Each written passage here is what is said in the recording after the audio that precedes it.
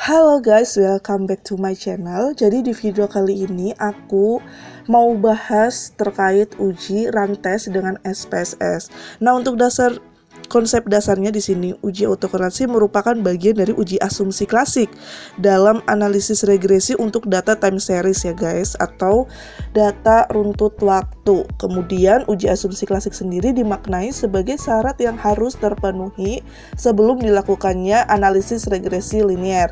Yang ketiga, model regresi yang baik itu tidak terdapat masalah autokorelasi.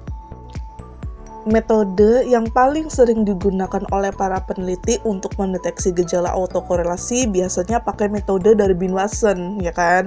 Namun demikian, uji Darwin-Watson juga mempunyai kelemahan, yaitu jika nilai Darwin-Watson-nya terletak antara DL dan DU atau di antara 4 min DU dan 4 min DL, maka tidak menghasilkan kesimpulan yang pasti apakah terjadi gejala autokorelasi atau tidak. Oleh karena itu, alternatif uji lain yang dapat memberikan kesimpulan yang pasti tentang masalah autokorelasi ini adalah dengan uji rantes. Nah, di sini aku udah ada contoh kasus atau judul gitu ya. Di sini aku pakai pengaruh intelektual kapital sebagai X1 dan good corporate governance X2-nya terhadap kinerja keuangan untuk variabel Y atau dependent. Nah, untuk proksinya aku ngambil ROE. Dasar pengambilan keputusannya, yang pertama, jika nilai esim signifikansinya kurang dari 0,05 maka terdapat gejala autokorelasi. Kalau nilai esim signifikansinya itu lebih besar dari 0,05 maka tidak terdapat gejala autokorelasi. Seperti itu ya guys. Oke, selanjutnya kita langsung aja ke ujinya, yaitu kalian ke SPSS, variable view, kemudian di sini kalian tulis aja X1, X2, dan juga Y atau menyesuaikan dengan judul kalian. Di sini labelnya tulis aja X1, di sini intelektual kapital, tadi yang seperti aku contohin sebelumnya ya. Kemudian X2-nya good corporate governance, dan Y-nya itu adalah ROE. Gitu ya.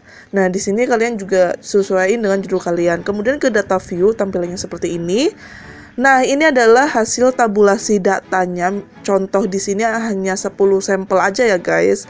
Nah, ini kalian copy aja data kalian, data tabulasi kalian. Kemudian kalian paste atau paste di sini.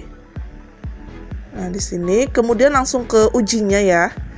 Yaitu ke analyze, kemudian ke regression linear. Nah, untuk X1 dan X2-nya masuk ke independent, Y-nya masuk ke dependent. Kemudian di save ini, checklist unstandardized, continue, oke. Nah, yang akan kita lihat untuk uji rantesnya itu di residualnya ya, yang akan diuji gitu. Jadi langsung aja ke analyze, kemudian ke non-parametric test, legalis, run. Kemudian yang ini kalian pindah ke kanan, kemudian oke. Nah, ini adalah hasil tabel rantesnya, kita copy aja. Kemudian kita paste di sini, supaya kita nggak bolak-balik melihat nilai hasil esim signifikansinya. Nah, kalau misalnya sudah seperti ini, langsung kalian interpretasikan saja gitu ya. Nah, di sini kita interpretasikan, yaitu berarti berdasarkan tabel di atas diketahui nilai esim signifikansinya sebesar 0,737 ya kan.